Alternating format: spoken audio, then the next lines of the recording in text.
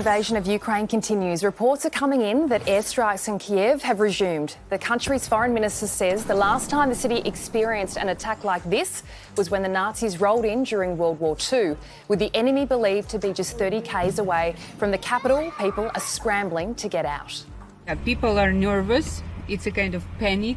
We're going to Cherkasy, to our family, to be together now. So you've got a lot of people carrying pretty much everything they can fit in a backpack in a hurry. Cats carrying their kids, absolute pandemonium. The status of Kyiv's main airport is unclear, but Ukrainian airspace is closed. Military conscription is now compulsory, but it's a decision that is tearing families apart. Men aged between 18 and 60 have been banned from leaving the country. So as the terror continues, let's see how the last 24 hours have played out.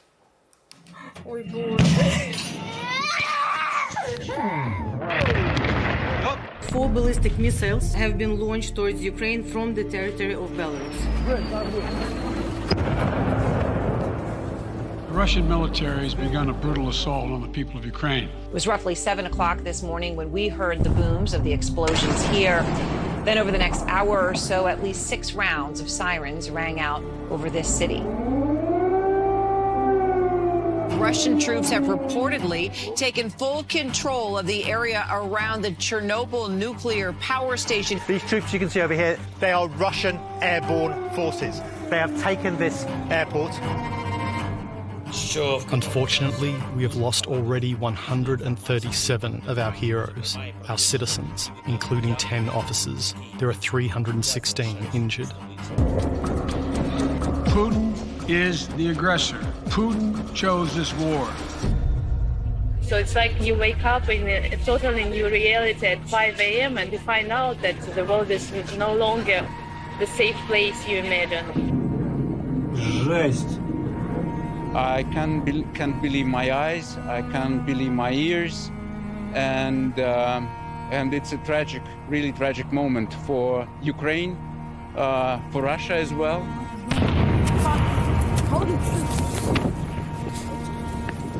Kyiv has this extremely deep underground transit system, and there's a lot of people who have been taking refuge there. We've actually been very lucky to get out of Ukraine with the second to last train that was coming here. We've spent last 16 hours using all of our luck coming here. We're in downtown Moscow and already protests against this invasion have begun. Hundreds of people out on the street, they've been chanting no to war, and we've been watching as one by one people are being arrested and taken away into trucks here. It takes a certain kind of bravery to protest in Putin's Russia, especially on the day he sends his country to war. The message from everyone gathered here tonight is that this isn't just a Ukrainian problem, it is an international one. Stop Russia now! Please save our people. Another dozen of people and maybe hundreds of people might be murdered tonight.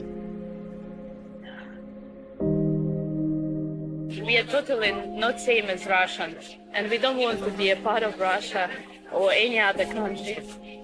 It's really getting very emotional. And I cannot believe it's happening, really. Well, let's take you live to Ukraine now. Bryce Wilson is an Australian photojournalist based there. Bryce, since you've woken up this morning, what are you seeing, hearing? Honestly, seeing that footage was really upsetting for me, but this situation in Kyiv now, it's very bad. One of my friends just called me and told me that he's had to go and take his rifle, that tanks are getting closer to the outskirts of Kyiv, and he specifically said to me he wants me to take his wife and take her away from the war. So it's really crazy today. Like, I can't believe what is happening. Me and 3 colleagues, actually, we fled when Kramatorsk was attacked. Immediately after the war was declared, bombs started exploding outside my apartment. We have now fled to central Ukraine. We bought very very bad cars with Bitcoin because you cannot get cash here. There is no working card services.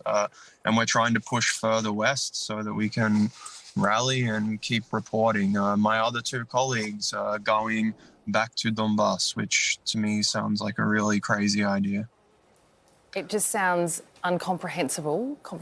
You were actually talking to the camera when a missile flew over your head. Let's quickly take a look.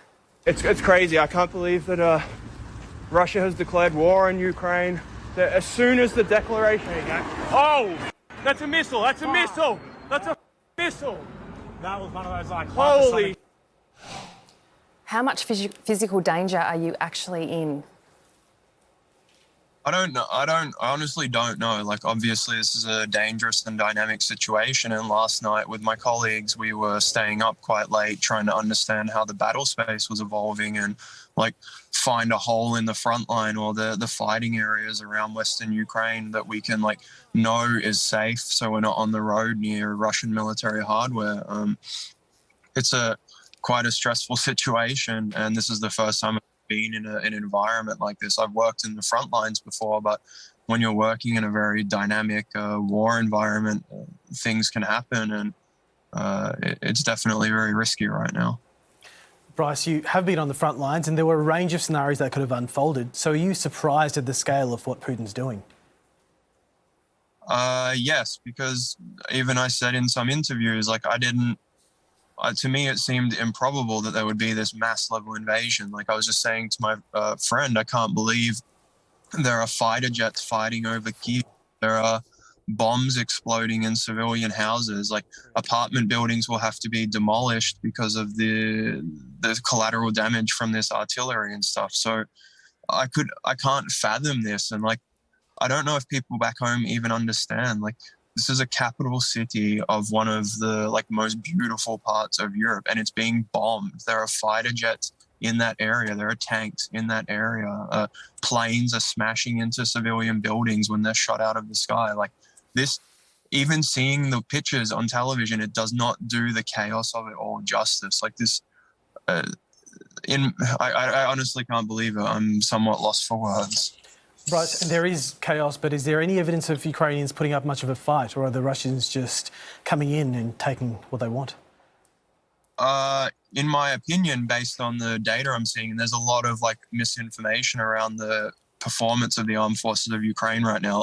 A lot of it focusing, I guess it's negative, but based on stats that the Ministry of Defense released today, the Ukrainian armed forces in that area have destroyed hundreds of vehicles. They've killed something like 800 Russian soldiers, if the Ministry of Defense information is accurate, but inversely, something like 130 Ukrainian soldiers have been killed and over 300 wounded. So, like, already the war is brutal and catastrophic, and I fear that as they go into the urban environments, it will just get worse and worse. There'll be street-to-street fighting, and I think this sort of open plains warfare, especially with the javelins that the Ukrainian armed forces have, they have a benefit and an advantage at the moment. But tanks will lose that to an urban environment, and there will be just brutal street-to-street warfare.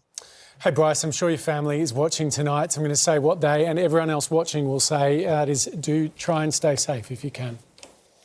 Yeah, I'm trying, doing my best. Appreciate it. Thanks, Bryce. Well, Anna Davydenko is a Ukrainian citizen who has fled Kyiv and is sheltering in a nearby town. Anna, how are you doing now? Hi, I'm okay. Slept for 3 hours, but so far in one piece. So you're running on little sleep. You're obviously on the run and your country is being invaded. How does it feel to see this happen through your eyes? You're living it right now. Yeah, we're living a nightmare.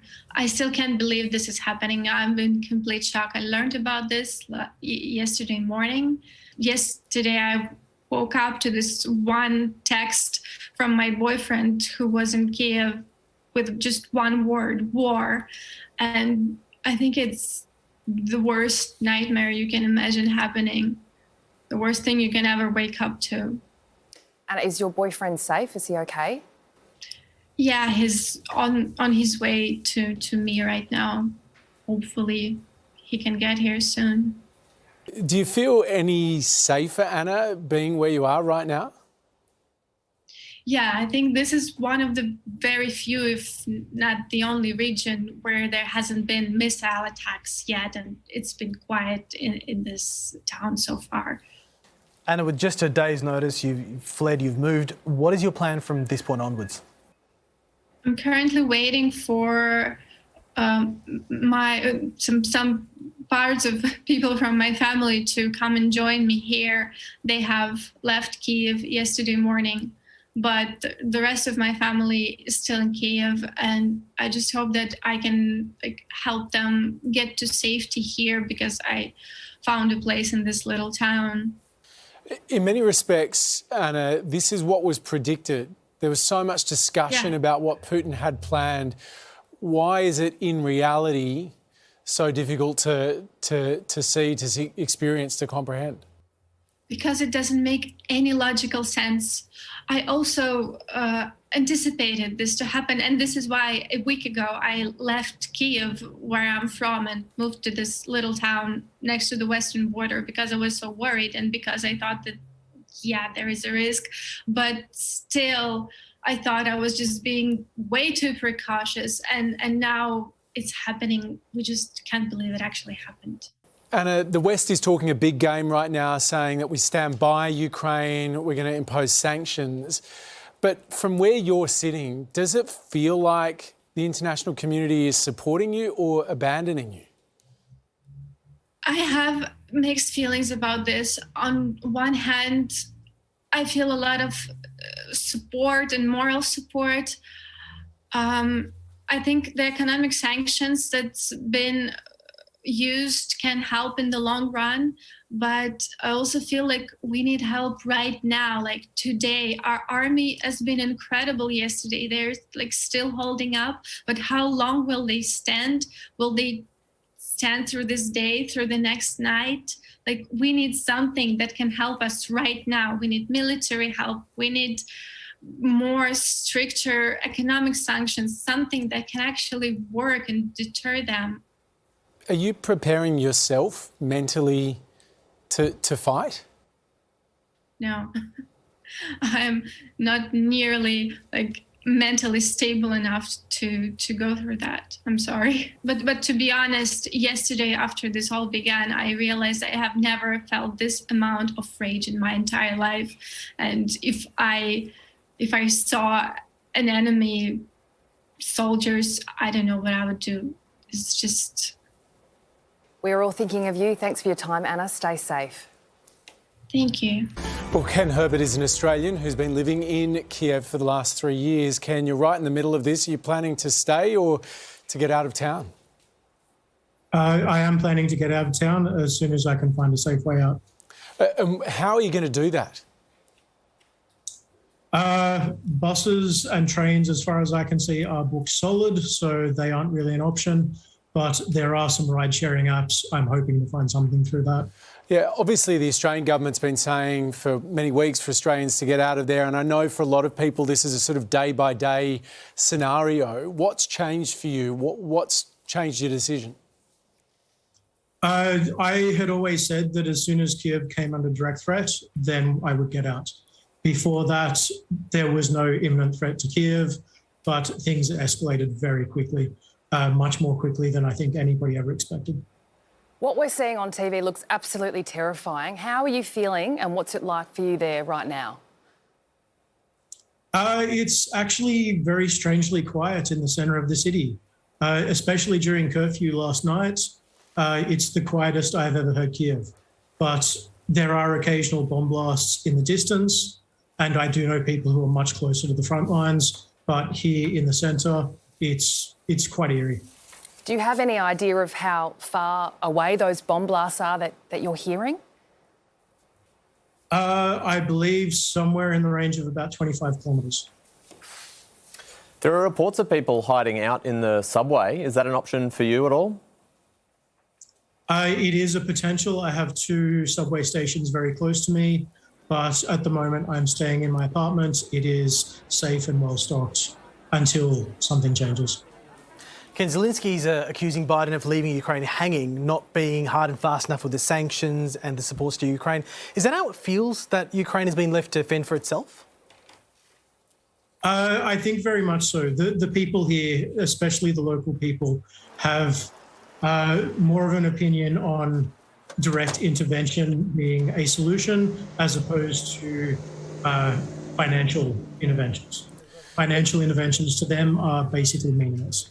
All of the politics of this aside, you are there right now, even if you're planning to leave. There's talk that the Russians might actually overwhelm Kyiv pretty quickly. Do you have any sense of what happens to you in that circumstance? Are you thinking all of that through? I am. I hope that it doesn't happen in the next couple of hours. There is, as I said earlier, there is combat nearby, but it is very much a push and pull. There's no overpowering going on. But yeah, I am aware of what is happening around me as best as I can be. Do you feel afraid? Do you feel scared? Not really. Yesterday, despite everything that was happening, I washed dishes, I made some bread. I went about a very normal day. Thanks so much for your insight, Ken, and stay safe. No problem. Thank you.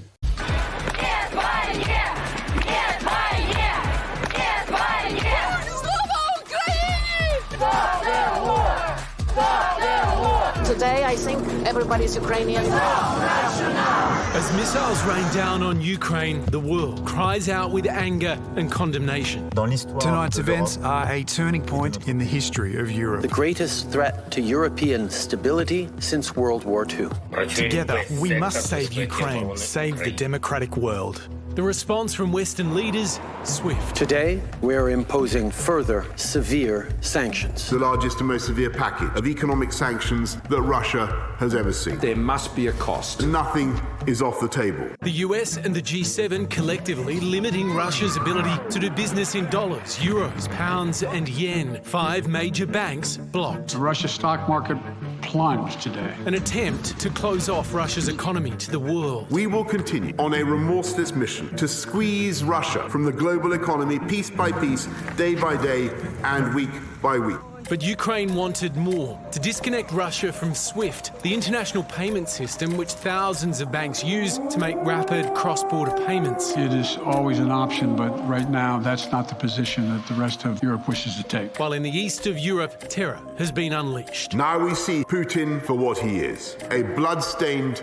aggressor. He wants to re-establish the former Soviet Union. That's what this is about. NATO bolstering its eastern flank. Make no mistake, we will defend and protect every ally against any attack. The United States will defend every inch of NATO territory with the full force of American power. The UN pledging $20 million in humanitarian aid. We are seeing images of fear, anguish and terror in every corner of Ukraine. Innocent people always pay the highest price. But as more families are being torn apart, is the world doing enough?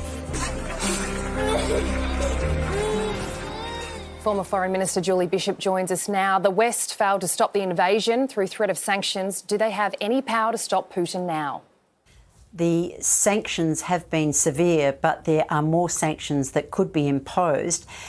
You'll note that the energy sector has been excluded from sanctions, and Russia's largest exports include oil and gas. But obviously, President Biden and the West have determined that they're not prepared to pay that price and put sanctions on Russia's most valuable export assets in oil and gas, because that would mean skyrocketing prices for energy throughout the world. Julie, the sanctions seem to be coming in a very piecemeal and incremental manner. Why is the West so timid in the face of Putin's aggression? Why not throw everything at him instead of keeping the gunpowder dry? Well, there are two schools of thought. One is that you keep ratcheting up the sanctions, keep increasing the pressure. But of course, the invasion could well be over by the time the sanctions have an impact. So it would be punishment rather than deterrence. It's also difficult to get all countries to agree. The UN Security Council would, in other circumstances, impose sanctions. But of course, Russia is a permanent member of the UN Security Council, and ironically, is in fact chairing the UN Security Council at this very moment. So Russia will veto any sanctions against its interests. The other difficulty is getting China on board, and China is one of Russia's largest, if not its largest, two-way trading partner.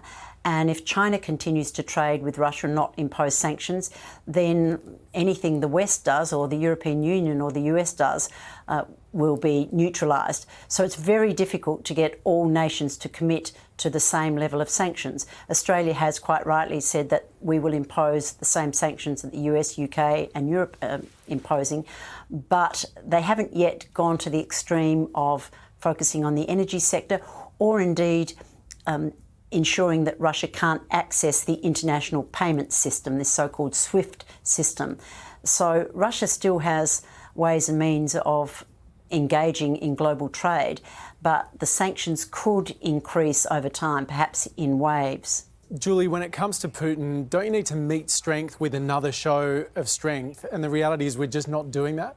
I think he's been gauging the resolve of the West, of NATO and the United States, to hold him to account. And, I mean, we know this because of MH17, when Russian troops shot down a plane flying over eastern Ukraine, killing all 288 people on board, including 38 Australians. We have used every tool available to us to hold Russia to account, and we've not been able to. So even the shooting down of a commercial aeroplane, President Putin thumbs his nose at the rest of the world. I think he detects a weakness in the West. I think he can see that while NATO have been courting Ukraine over some time to maybe be a member, NATO forces will not be deployed to support Ukraine in its hour of need. You interacted with Putin at a summit in Milan in 2014 over what you just mentioned, MH17. Yes. What was he like? He is formidable. He's steely, he's determined, he speaks perfect English, which is an interesting aside. He is a great believer that the most catastrophic event of the 20th century was the dismantling of the Soviet Union, and he's very nostalgic for that old Soviet power. And he clearly is determined to ensure that Russia again is seen as a global power, same status as the United States and increasingly so China. He's focused, a man on a deadly mission. Julie, I think a lot of people watching, I know there's really technical detail around the way international politics works and international law functions. But I suspect many Australians watching will ask, OK, so he's breaking international law by invading. Why can't we fight back? Why can't we punch back here? Why can't America fight back? It's invaded plenty of countries itself in recent decades. There has to be a will to do it. And I fear that neither the United States nor the NATO nations, the European Union, have the will to confront Russia. And I believe President Putin knows that. He detects that lack of will to enter into conflict with him, and hence his timing. I find it interesting that he did choose to invade now. After all, he's been occupying, in a way, eastern Ukraine for at least 8 years. But we have to understand his motive, because if we can understand his motive in acting now, we can get a better idea of what happens next. Now, will he stop at Ukraine? He has long claimed that Ukraine must be a buffer against NATO nations encroaching upon Russian territory. But no NATO troops have ever been inside Russia, so it's not as if there was an imminent threat. And even Ukrainian membership of NATO was not a done deal. It was certainly not imminent. So one has to question why he decided to move now. And I suspect the fact that the current Ukrainian president, Zelensky, has drifted much more quickly towards the United States and NATO and Europe than President Putin anticipated. That drift has accelerated, and President Putin feared that he might not be able to reverse the momentum if he left his actions much longer. And I feel that he believes that NATO and the US are in a weaker position than they might be in 12 months' time, so he's moving now. But, I mean, I'm just guessing. I don't know that anybody really, truly understands President Putin. Julie, thank you so much for your time. Thank you.